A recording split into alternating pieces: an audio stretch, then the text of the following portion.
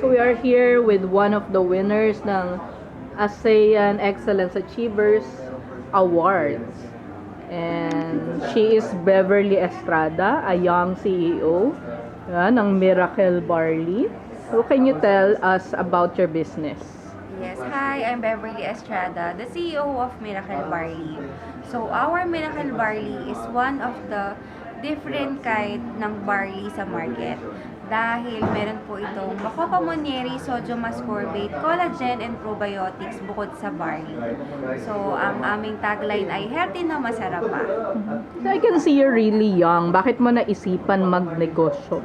Yes, mukha lang po akong young pero 35 years old na po ako. All because may collagen po yung Miracle Barley na nakaka-younger looking. Ayan. When it comes po sa pagiging online seller, I've been into business 16 years na po. So, since 2009 pa po yung product namin. And I started all because nabuntis po ako na maaga. And sobrang pasaway ko po ng bata ako to the point na hinihintay ko lang po yung break namin, yung uwian, para makatambay na po ako sa bilyaran. Pero sobrang eye-opener po yung pagiging mapuso ko nung bata ako. Mas naging na po ako, responsable. After po nun, ayan, po talaga, I tried my best para po makapag hindi na po maging pasakit sa magulang ko. Kaya po nag-start na po ako as early as 19 years old, college years, mag-online business. So sino na yung may celebrity endorsers na ba kayo for the barley or may napag-iisipan kang kunin? Yes, currently we have po mga creators po at sa TikTok po. We have Sir Jason Lapus, Mami Gangster, and Manalo Twins po. And Pinay Pharmacies as our endorser on our TikTok Miracle Barley. Yeah. Pero if ever kukuha ka ng traditional celebrity, sino yung mga naiisipan mong kunin? Well, as much as possible, wala po kaming parang pinipili talaga. Ang gusto ko po yung user talaga at naniniwala po sa product namin. Our product is very good with over 180,000 sold on TikTok. Still at 4.9 rating. It's very hard to maintain, pero dahil po maganda yung product namin, ayan, hanggang ngayon po 4.9 pa rin po yung rating namin sa aming TikTok shop. Wow, congratulations. So Beverly, of course you're busy being a mom, juggling your business. Ano yung hobbies mo?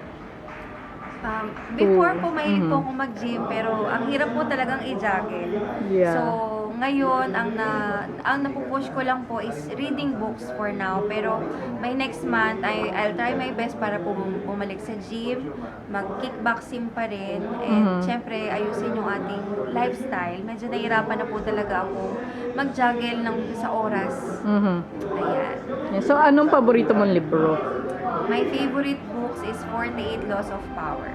Wow. Oo.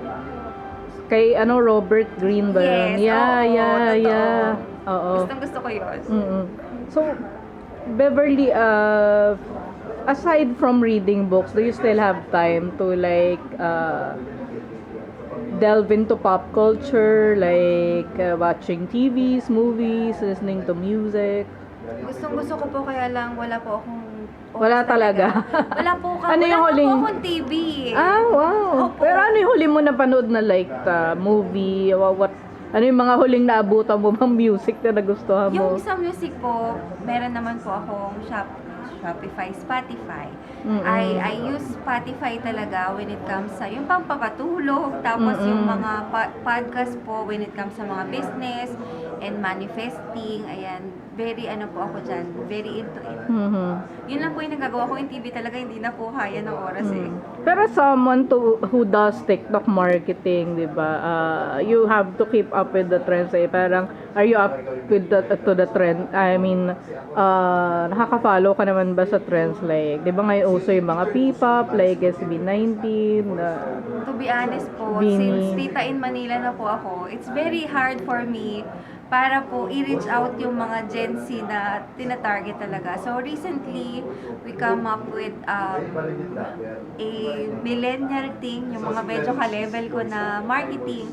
And recently, we acquired pa yung mga Gen Z levels na marketers kasi para mas ma-appreciate nila and mas ma-understand po nila how good our product is. Mhm.